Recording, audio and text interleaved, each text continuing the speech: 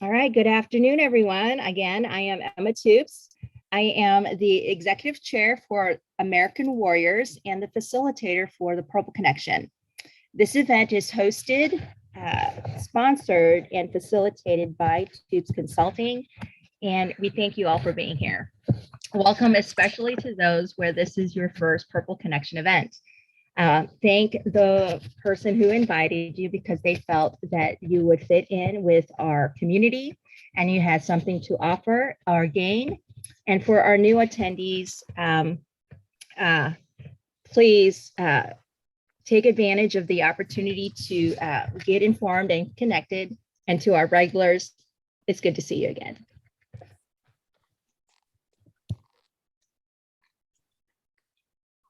All right, the next slide is our agenda. I'll do a quick introduction to American Warriors and the Purple Connection, and then I'll introduce the educational networking program with the rules of engagement, and then our panel presenters.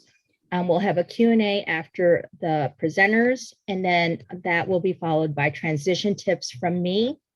And then after that, we'll get some information for how to get involved in American Warriors and other opportunities to connect and learn. And then we'll wrap up the event with a future lineup for next month's program and some contact information. All right, so the introduction to American Warriors and the Purple Connection. American Warriors is a special interest group of the ACA Business Club, which is a private club that has a philosophy that business flows from relationships. People will do business with people that they know, like, and trust. So members of the club are committed to creating solid connections by learning and practicing the fundamentals of strategic networking and relationship building. American Warriors then is our club members who have an affinity with or support those who have served our country in military or public service. The mission statement for American Warriors is that we provide educational and networking opportunities for patriotic citizens who are leaders in business, and we support the transition into private and public sector business of active duty service members and first responders. The Purple Connection is one vehicle for American Warriors to fulfill its mission.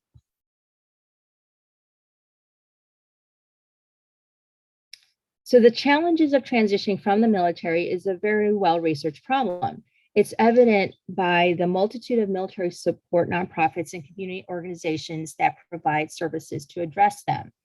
Driving Community Impact was a white paper published in April of 2015 by the Syracuse University Institute of Veterans and Military Families. They determined in their research, after several years and thousands of surveys, that the leading gap in services was not that there was a lack of them, but rather the support had a lack of connectedness and collaboration of the services and support. So at the bottom of this slide, it says, a couple things that were quotes out of surveys. Very often transitioning military feel a sense of loss in purpose. They may feel isolated or misunderstood, or they feel overwhelmed for their need of help, or are disconnected or lack affinity to the people and culture of their new environment after service. So how do you solve it? So how you solve it is to create a partnership of stakeholders who have a common goal for supporting American Warriors. The Purple Connection is a community of partnered stakeholders with a common focus of service, support, and care, so we can effectively address the challenge of transition.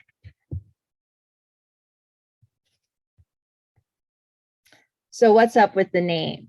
Okay, there's actually two reasons for it. In government jargon, the color for joint is purple. When our military is operating overseas on a deployment, that environment is comprised of a multitude of seemingly disparate contributors with differing purposes, but they have a common purpose through the organizational focus on the operation that unites and focuses their efforts.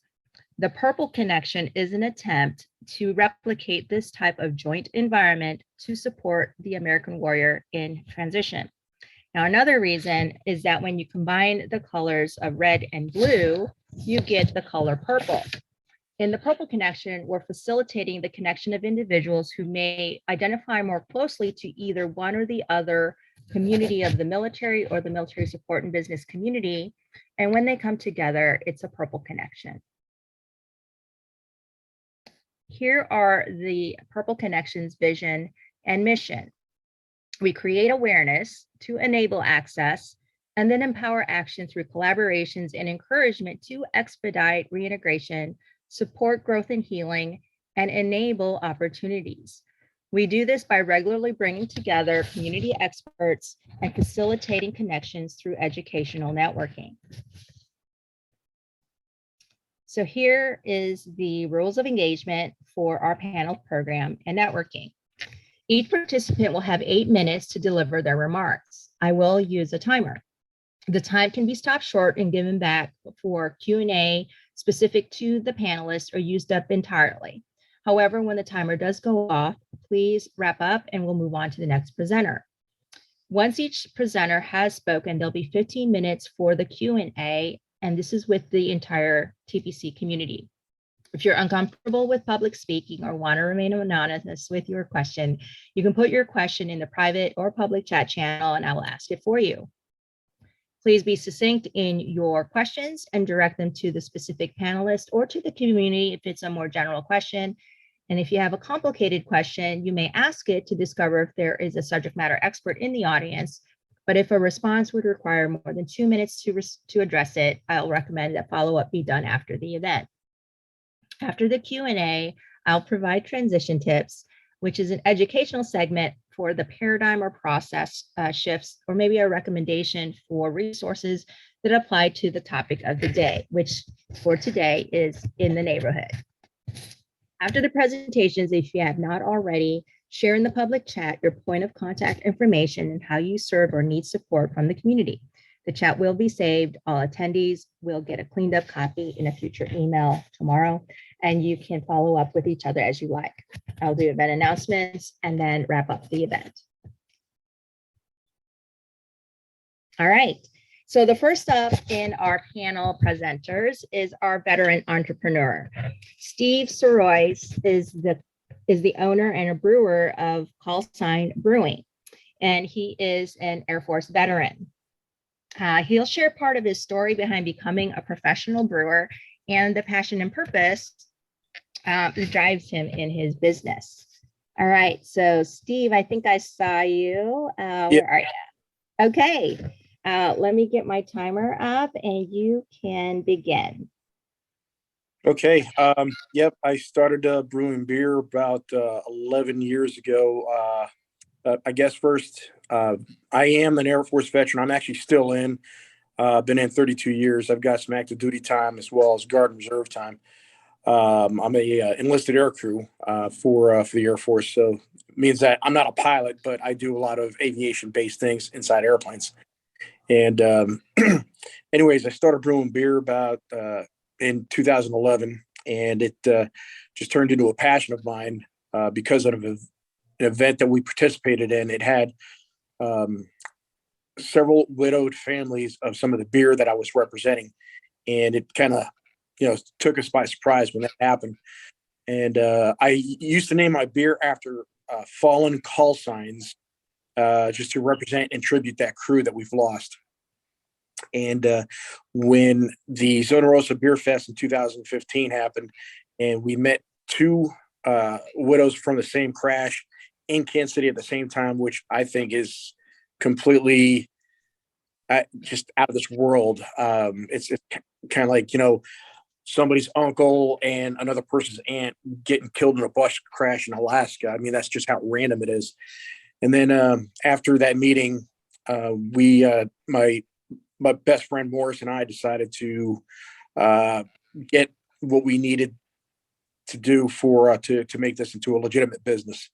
So we got started in 2017 with getting a building, remodeling, paperwork, and everything just came together nicely. I mean, there's a lot of rough times in there, but during the initial build out of the first location, we endured three 3 hurricanes. So I was deployed for 3 months doing hurricane relief down in Texas, and then in Florida, and then in Puerto Rico. So that kind of gave us some pushback as far as timing is concerned. We finally managed to get the brewery open 6 or 7 months late, but still, it finally got done. And here we are today in a new location. We vacated our first location. That was 3,000 square feet. Now we're in a building that's 23,000 square feet. We've got a 10-barrel system. So every time we brew a beer, it's 310 gallons of beer that we brew. But we also have a new system that'll do 620 gallons and plus a full-fledged canning line.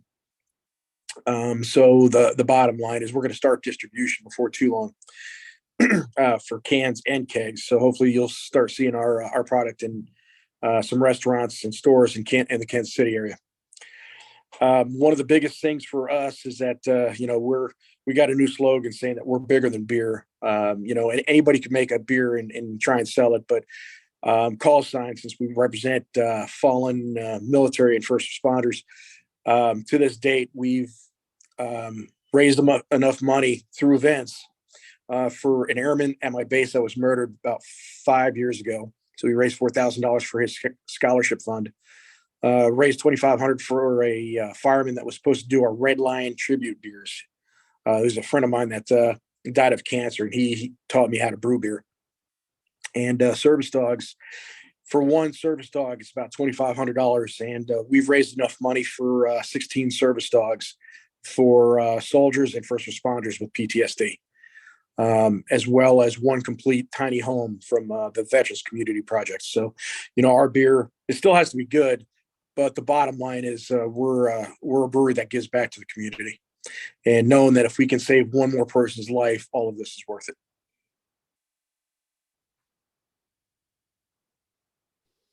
All right. Well, you have about 4 minutes left in your 8-minute time.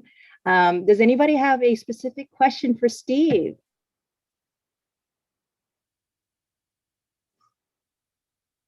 So my question is, are you from the Kansas City area? So when you started your business, your intention was to support locally or kind of grow bigger with it? I am not from the Kansas City area. I was born in Bridgeport, Connecticut, raised in New York, and home at 17 when I joined the Air Force. And this was back in 1990.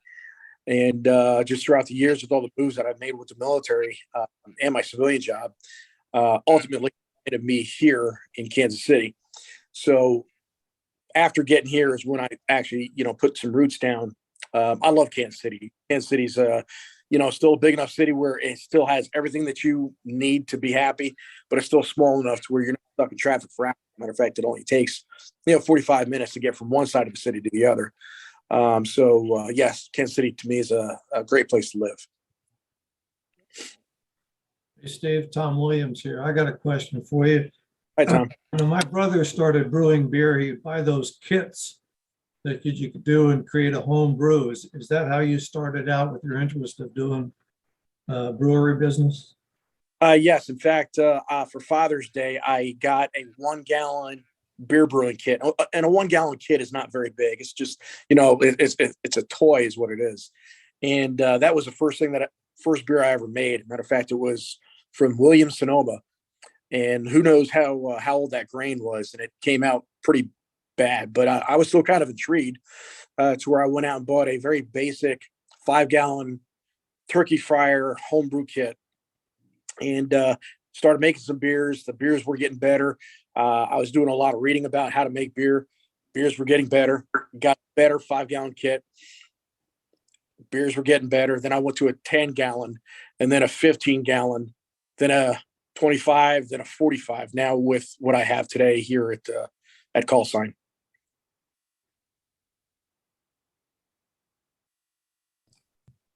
Got a question about what is your favorite type of beer to brew? Right now, all of the most of the beers that we make are ales. Ales are pretty simple, but we've got some lagers, and lagers are just a little bit more time consuming as far as the fermentation and the clarification process. but you got to have some lagers on there.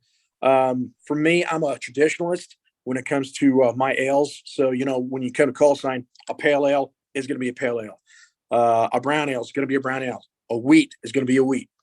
But we do have some of the what I like to call millennial beers, where they got a little bit more fruity flavors in it. Not so traditional, but they still sell very, very good.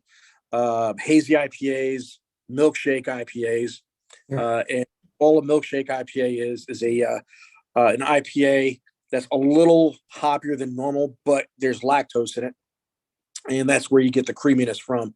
So it kind of balances out with the lactose and the hoppiness, but it makes for a very, very interesting flavored beer. All right, very good. Well, we're down to 15 seconds, so I will go ahead and stop the timer, and we will move on to our next presenter. Thank you, Steve. All right, so our second presenter is our community organization. Adam Timmerman is the Director of Public Policy for the Greater Kansas City Chamber of Commerce. He's also the host of the monthly Military Affairs Committee, which supports program initiatives that include creating better awareness and connections between the businesses and military communities for career opportunities and support for contributing to the economic prosperity of the region. Adam, I saw you were on. You're out.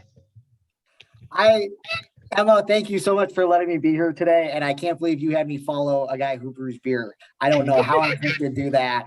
That is incredible, Steve. I am jealous of you. And I'm going to preface this by saying I had a roommate in college who joined the service after we graduated, and he got into brewing. I don't know what it is with veterans in brewing, but he just did it. I feel bad for his wife. Their entire kitchen just turned into a brew house. So beer and veterans just go hand in hand, I guess. So, but again, thank you all for letting me be here today. I really appreciate the opportunity. I won't go for a full 8 minutes. But I just, want to touch on what we've been doing at the chamber, some of the work we've been doing, and how we want to try to be a resource for our veteran community. So I took over the Chamber's Military and Veterans Affairs Committee about 2 years ago, when Emma, you preceded me on it, where the group didn't quite have a mission, I would say. It didn't quite know what it wanted to do. It didn't quite know how it could be a resource. So when I came on and they gave it to me, we spent a lot of time trying to just refocus and what can MAC and what can the KC Chamber do for our military and veteran community. And it really just got simplified. We really just started to zero in and focus, and we kind of came up with this concept of there's a lot of good people and there's a lot of good organizations already in Kansas City, in the bi-state region, that are doing a lot of good veteran-related work and a lot of good military connection work. We don't have to reinvent the wheel. We don't have to start from scratch. What we do need to do is get people in a room together. We need to start consolidating resources or sharing resources, connecting people from one organization to another, because everybody does their own thing. And when we put this holistic picture together, suddenly our veteran resources and assets here in the Kansas City region is pretty complete. We just got to make sure that when a veteran has a question or a military spouse has a question, they know who to contact. And so we really started to zero in on kind of 3 core competencies. The first one is support businesses who want to get engaged and connected to the military community. So connecting them through procurement processes, connecting them to resources that they can get in touch with, our regional bases here at Fort Leavenworth or Whiteman Air Force Base, or all the way down to Fort Leonard Wood or Fort Riley. We have a great military community here. And so we have great businesses here. So let's just get them connected. If someone has a question, let's put them in a room together. So that was kind of competency number 1 we zeroed in on. Number 2 was advocacy. What can we do? We have 2,000 members in the KC Chamber. So how can we use those members to leverage legislative and policy support for our military community? We become more engaged with our members of Congress. We have multiple members of Congress and their military staffers who sit on our MAC now, who are getting direct policy recommendations and support from our military community. We've put in direct requests for legislative policy initiatives to better our community, such as in Kansas and Missouri, we got military licensing reciprocity for military spouses passed. So we have 2 states here where if you have a spouse of someone in the military, they're licensed. If they're a nurse or they're a teacher or they're something like that requires a license, they have reciprocity. So they don't have to go through that long-term process of getting relicensed for state by state by state. They can move to Kansas. Their spouse could be stationed at Fort Leavenworth or at Whiteman Air Force Base, and then the wife or the husband can go directly into the workforce. And we've made that request now at the national level because we think that would really help job access and improve the workforce abilities in our community. And so that's kind of the advocacy side of it. We've had some other things we've touched on, but what we've been really working on the last couple months is veteran hiring and connecting veterans and connecting businesses to veteran hiring resources. We did a panel, which Emma was on. So thank her again for being on that. She's such a great resource and putting these together. But we've realized that there's a lot of tools in Kansas City for employers to connect with and get involved with to address their workforce issues. Because time and time again, we hear, I'm a business owner and I can't find anybody to work in my company. Lo and behold, Fort Riley has, every single year discharges 2,000 to 3,000 soldiers into veteran status, right? That's a workforce. Those are skilled individuals. Those are people who are coming out, they're highly trained, they're ready to go, they know how to work in the environment. We just got to connect them to the jobs. And so we've been really working in that space, really trying to kind of break down some systemic barriers that have limited veteran hiring.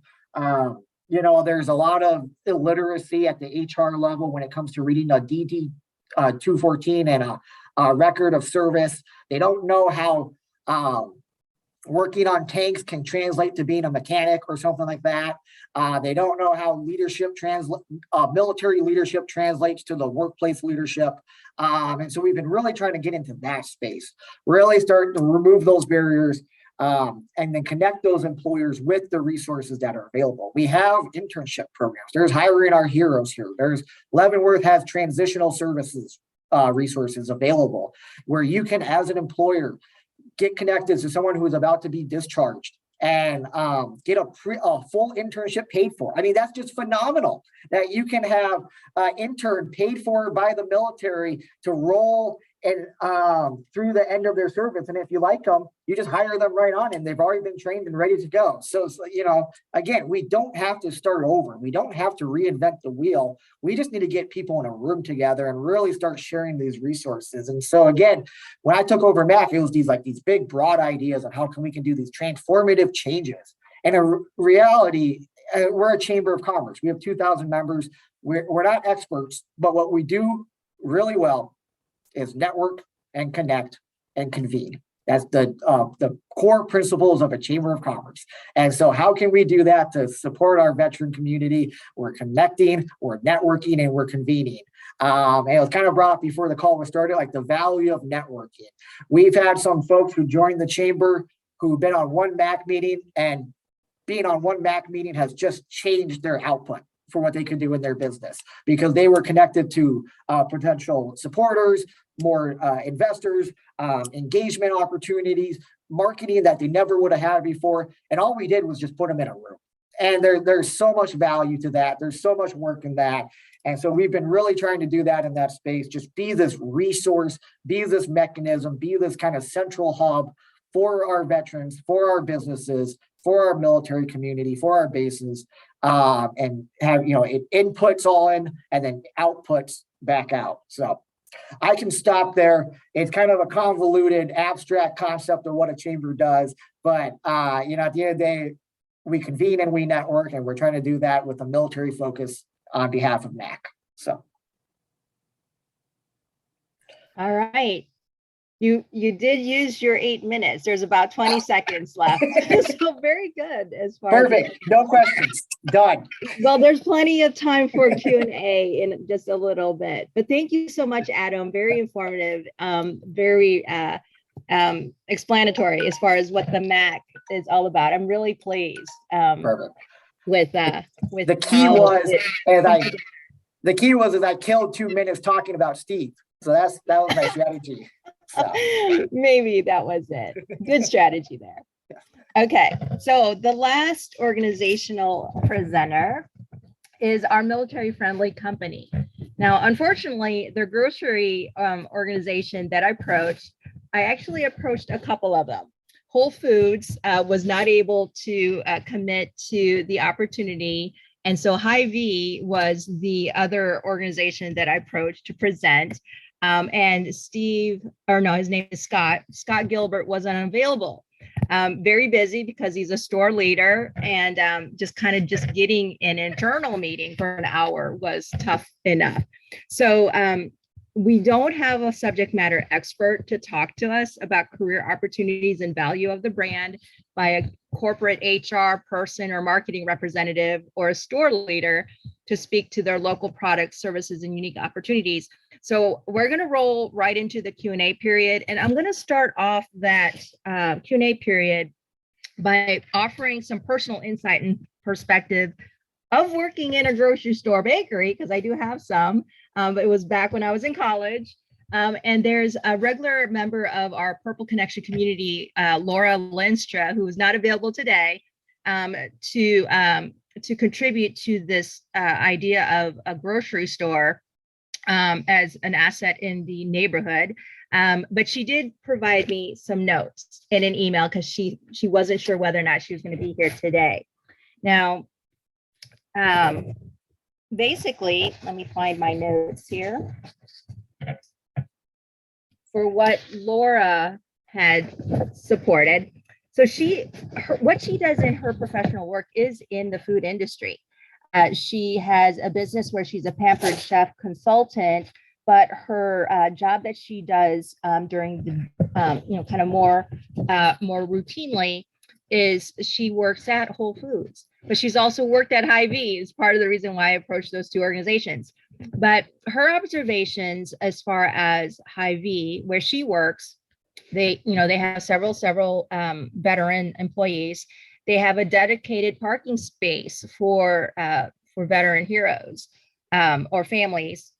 And it seems to me, this is her words, that they're very veteran friendly. She shops at the store frequently, and they have good products that are comparable in price. They have a good produce section, sometimes exotic offerings like dragon fruit and Santa Claus melons, lots of variety in their products available. In Hy-Vee, the store that she frequents, they have a dedicated area with healthier shelf, cooler and frozen items. And a lot of the stores have food court or restaurant services. They usually have in-house specialty counters for the bakery, seafood, meat, cheeses, and deli. And they also have services for grocery delivery and pickup. What she had to say about Whole Foods, which is where she currently works, they're very customer focused. So military friendly in that way of caring about all customers. Their current department leader is a military spouse. The culture, she said, requires a little different level of soft skills for their employees, but they have a history of working with people who aren't as successful elsewhere to get them up to expectations, and those expectations are clearly communicated and coached. Their products are curated to eliminate some things like high fructose corn syrup and hydrogenated oils, artificial sweeteners, food dyes, and such. So it's a little bit unique as far as the environment in the Whole Foods grocery stores. Reading labels is maybe less necessary for people who have those type of ingredient concerns because of the fact that they are really intentional in what they offer. Organic integrity is very highly valued. Their stores and processes are third-party audited. The produce is high quality, protects organic integrity, and has more unusual items like jackfruit, passion fruit, and seasonal fresh figs. There are in-house specialty counters for prepared foods, bakeries, cheeses, deli meat, seafood, and meat. They also have services for grocery delivery and pickup through Amazon. Did not know this, but Amazon currently owns Whole Foods. There's also an area for Amazon product pickup and return. So just a little bit of insight and perspective from Laura Lenstra about about military-friendly grocery stores. Now, as far as the Q&A and the topic of in the neighborhood, I'll kind of just give you a little bit of insight to why I had that in the neighborhood as kind of the theme of the day. So we've got food and drink represented by, Hy-Vee and Whole Foods. And Steve talked about his brewing company. And then Adam talked about the Chamber of Commerce. So within the neighborhood, food and drink is pretty important, right? But paradigm shifts is what we're all about when it comes to why learn in this community of joint individuals in what they represent. And I'll talk about that in transition to this, but any questions to offer here in our Q&A period regarding kind of this idea of food and drink in the neighborhood? What do you expect as far as resources and offerings? I'd like to circle back to Hy-Vee for just a minute, and by extension, the Walmart. We have a Whole Foods about an hour from here, so I can't really speak to their quality, but they are looking to hire veterans because military personnel show up on time, can be moved into leadership positions. I know I have spoken about employer support at the Garden Reserve, and at the national headquarters for Hy-Vee, they are very actively engaged and have a full-time military hiring liaison person there. One of their more recent ones left to become the commandant of the Veterans Home and will be missed sorely, but they get it. They want people to come back to their communities. They want to serve. And if they have commitments to the military or obligations with the VA, the store goes out of their way to make those things happen. So that employee-owned piece really keeps it neighborhood. Muted. Okay, so Laura did just come on, so she's part of our community for folks to contribute. So Laura, I shared your insight and perspectives already to everyone. And so does anybody have any questions about kind of this idea of what's in the neighborhood?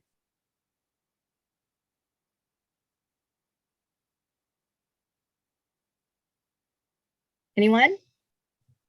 Okay. So here's something to think about and maybe comment on.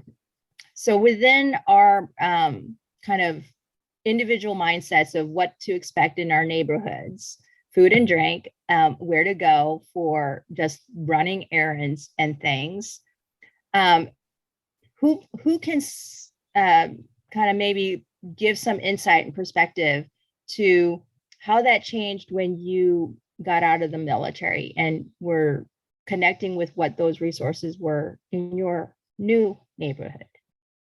Anybody have something to share on that?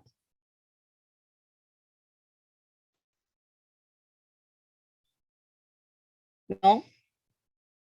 I can share. I came out of the full-time guard side, so I have always been in the community. Ah, see, that's really helpful. Okay, so when David and I moved to Kansas City, we literally knew no one except for the people in the rental office of the apartment complex that we lived in. That's it. We had no warm market. And the whole where to go for the simple things like a grocery store or a post office or where to pick up a sandwich or whatnot, other than things that we've driven by, right? You have to refamiliarize to all of those things where your mindset for those things when you're in a military community, it's usually pretty set. You know, there's going to be a Burger King. You know, there's going to be a PX or commissary. You know, these certain things are just inherent. And part of the challenge is you don't necessarily know what all those things are in your new neighborhood. the Chamber of Commerce, I'd like Adam to speak a little bit to this, just in general, not specific to the MAC, but how does the Kansas City Chamber of Commerce support that familiarization of what's in the neighborhood? So, So I'll say that you see a gap in your personal development and also working towards improving that vision of resources around you and just working towards that goal to improve yourself each and every single.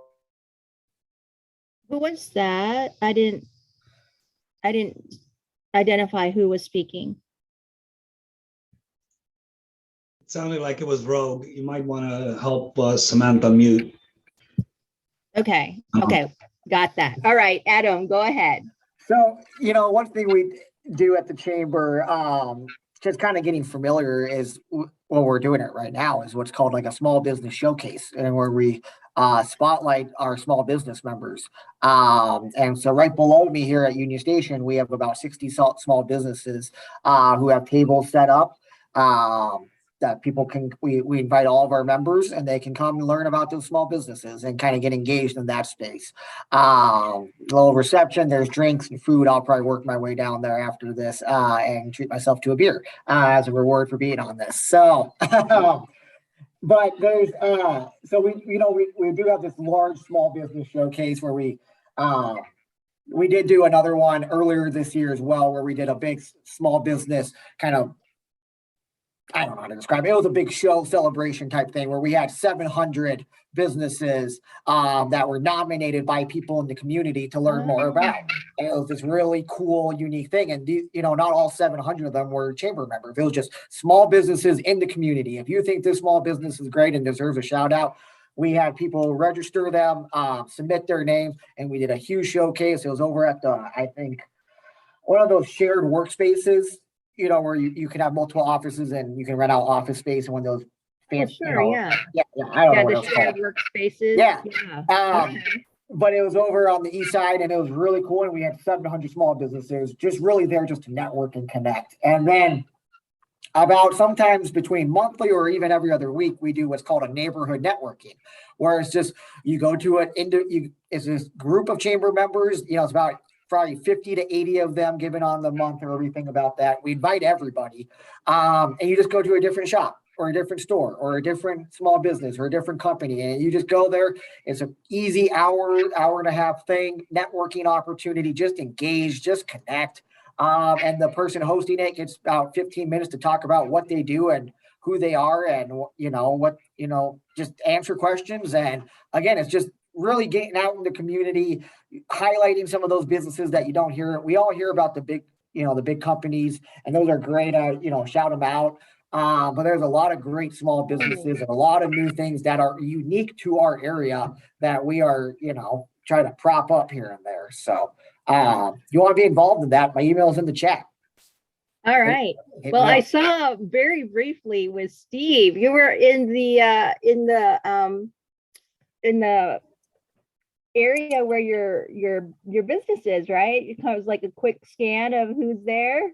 Is it? Yeah, I was just taking a tour through the facility, just kind of checking up on things while I'm listening to everybody talk. But yeah, Right. it's a nice Thursday afternoon, and that was the production area. I could go back here in a second, but I'm a proud veteran right now, and this right here, I get a lot of support. This is how busy this is right now. Oh, very nice. Very good. Good.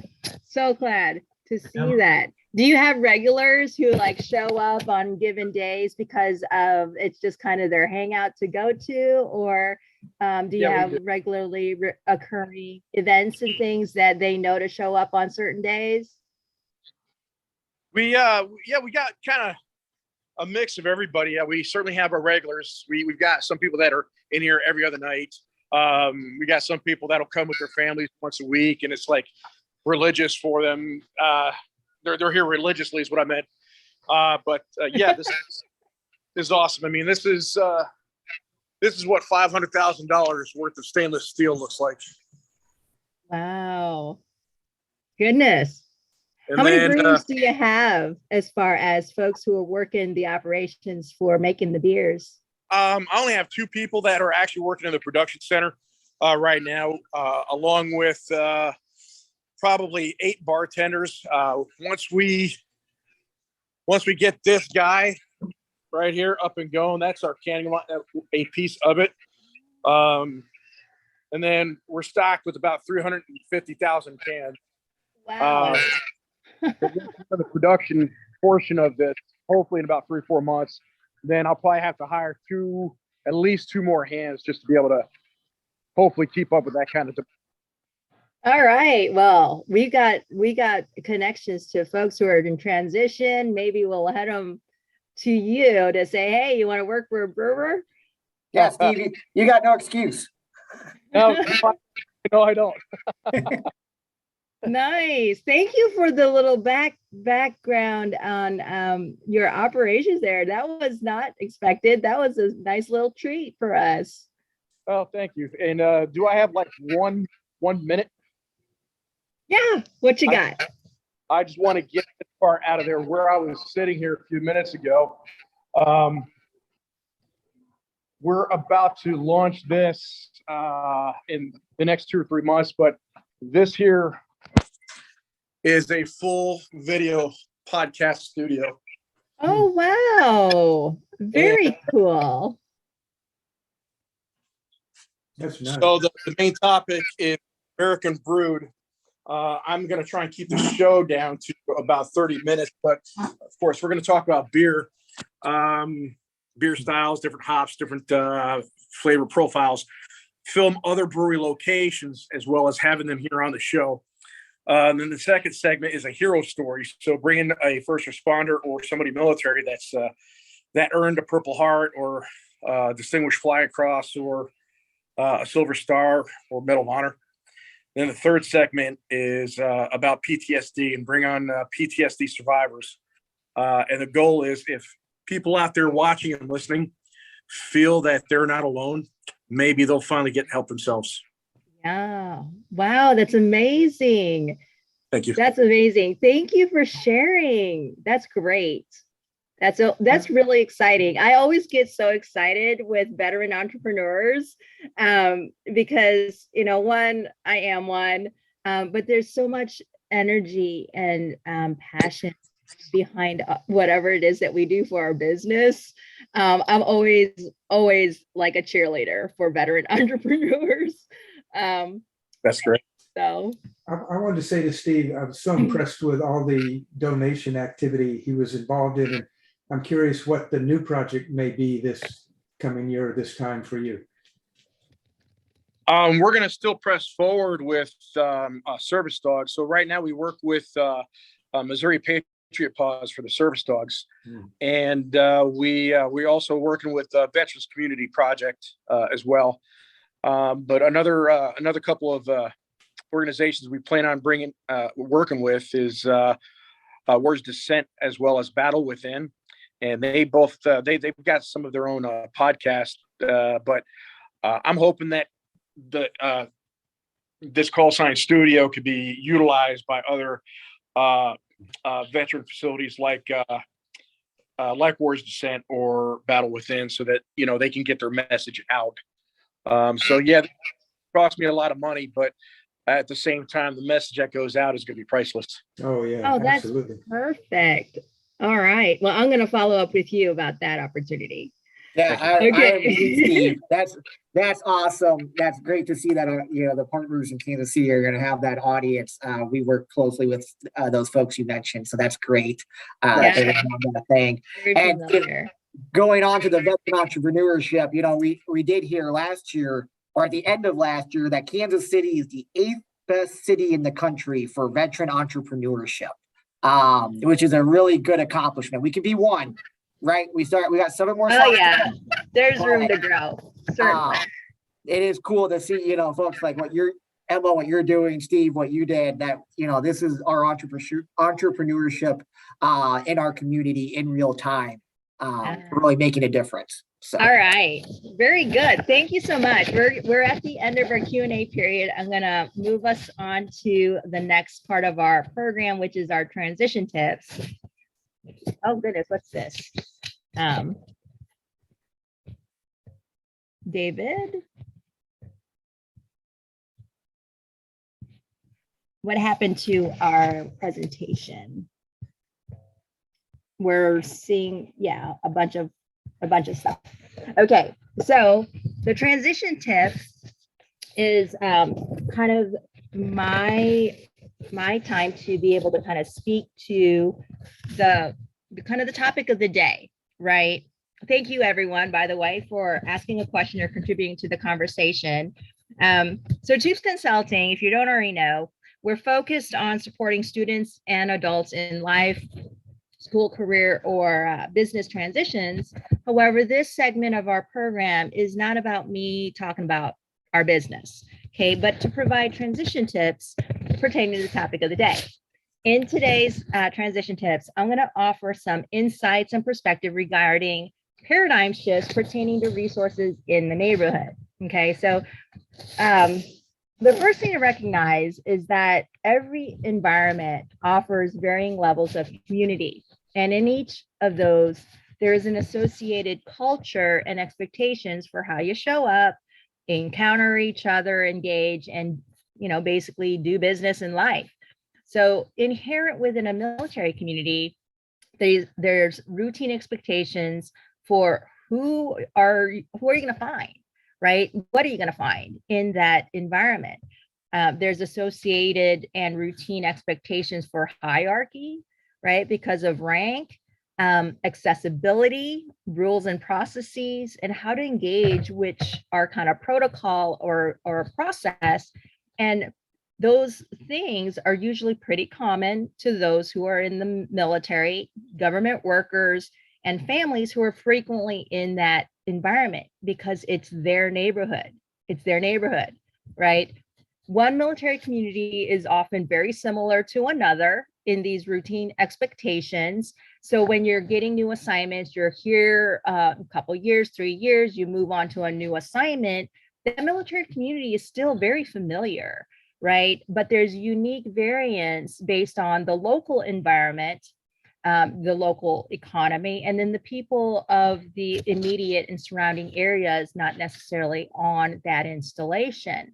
So for example, I was at Fort Riley earlier this week on an educator's tour. And though I have not spent a whole lot of time at this installation, I've not been assigned there, I felt quite comfortable, right? For what I could expect, for what I would find for resources, people, and organizations. During the educator's tour, my expectations for some of these things were confirmed. So the unique differences were shared that were specific to its proximity and relationships with the people, resources, and businesses of Junction City, Manhattan, and some of the local and also regionally surrounding areas. So part of the tour where my expectations were familiar, was there's a division parade field. They had some military working dogs and their handlers. The Mountain Color Guard, the division band had a few members there. We took a tour of a dining facility and the hospital and the Ed Center and the PX. All of those things were very familiar to me, right? Unique things of Fort Riley that I wasn't certainly expecting or knew a lot about was the training facilities that had simulators, to include the hospital.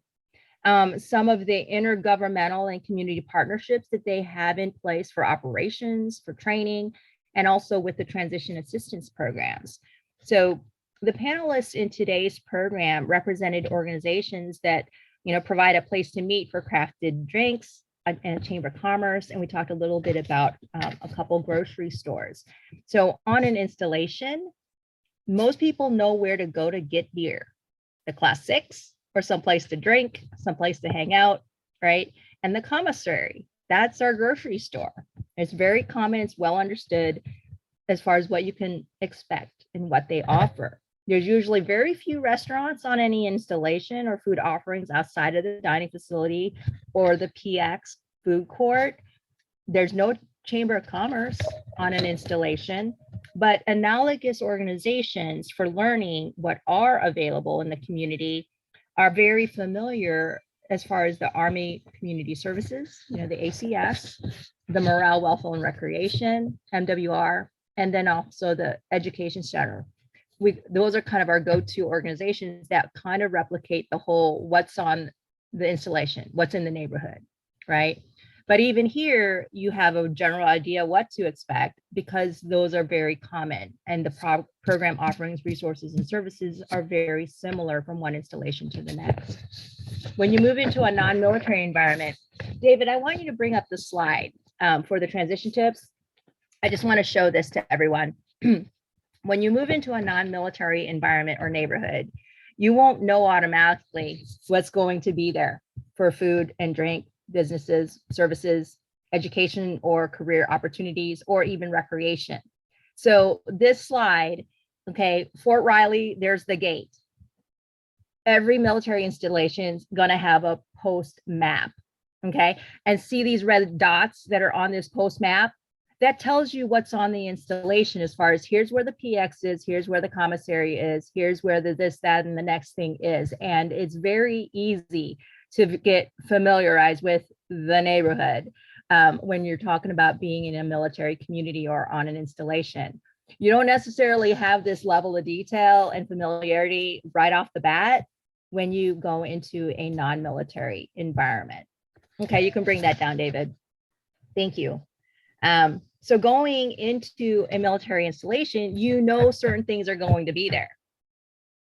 And then also, that's something that's interesting is there's a minimum of services available. And so sometimes your choices are limited. There's only ever one commissary on an installation. Well, there might be two at Fort Hood because it's so big. I don't know for certain, but there's usually a few choices available. And if you have specialized needs, you may have to go into the local community in order to get some of those things if you're very specific in what it is that you need for your support. So the freedom to choose what and how you engage to access a multitude of various resources, services, and opportunities. When you come out of the military, just the variety and number of choices available can be overwhelming, right? But it can also be very refreshing, exciting, and eye-opening because of the variety of choices available. So recognize that choosing your environment and neighborhood, feeling confident and comfortable within it requires you to get familiar with it, right? Networking is an easy way to get to learn it more quickly.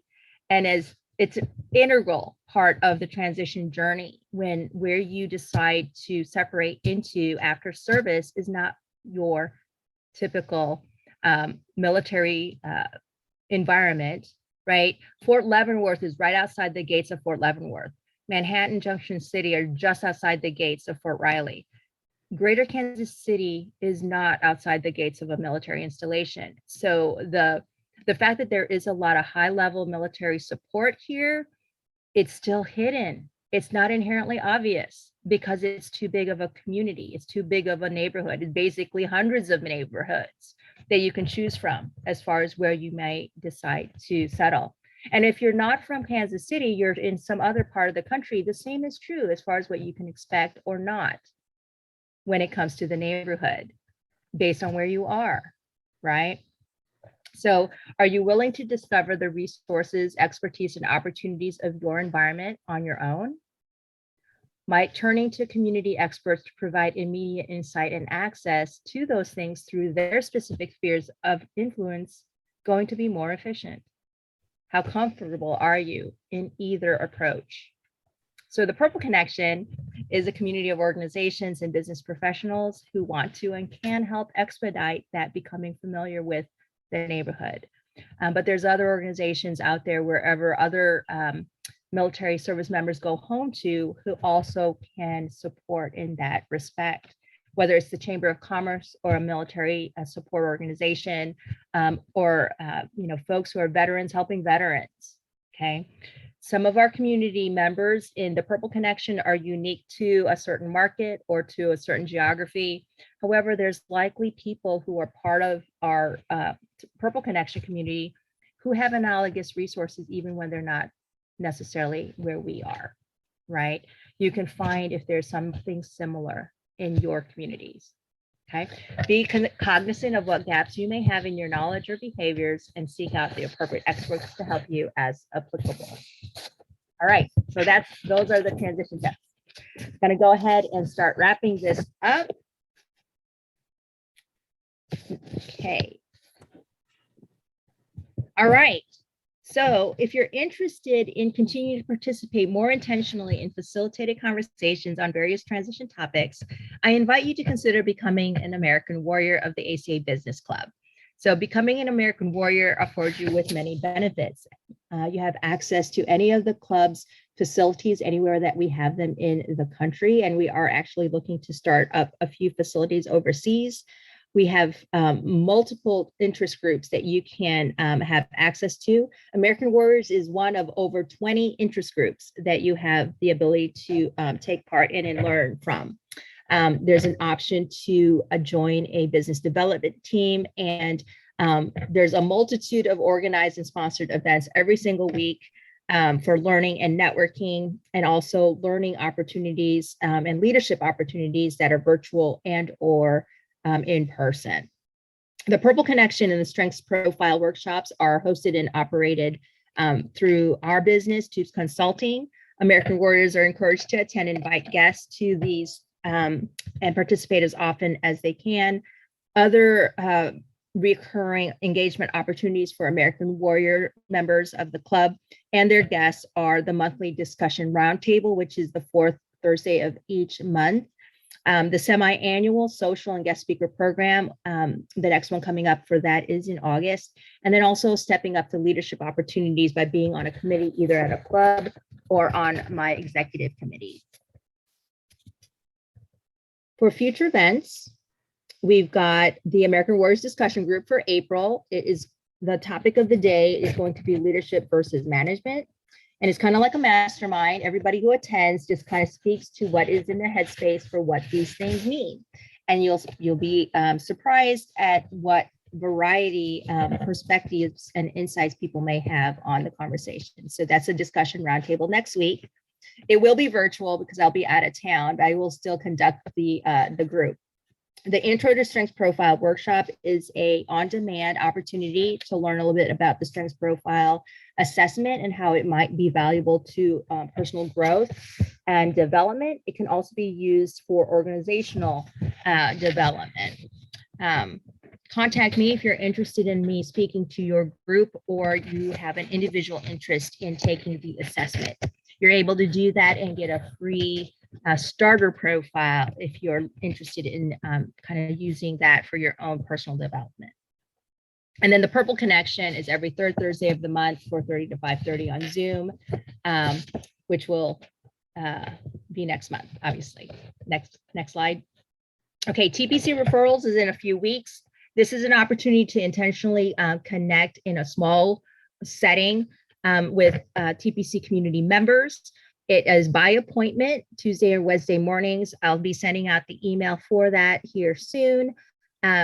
Choose your opportunity to participate in 2 rounds of kind of speed networking, where you introduce yourself, what you're kind of looking for to support what you are doing or who you want to help. And then the second round is to actually provide referrals, opportunities, or guidance to the asks in the first round. Next slide. Next month, our program lineup for the Purple Connection is logistics management. Our veteran entrepreneur is going to be Dave Vodrick. He's the president and chief operations officer, for BV Contracting Solutions. Our community organization is not yet confirmed, but we've got a couple requests out to either the Shawnee Community Services or Goodwill to speak as the community organization. The military-friendly company representative is Ed Cartwright, who is an operations manager at Amazon Logistics. And then again, I will provide transition tips. All right, next slide. Contact me if there's any questions about what's going on with the Purple Connection, various opportunities for learning or connecting with the events that I organize or am cognizant of that are happening within the support community.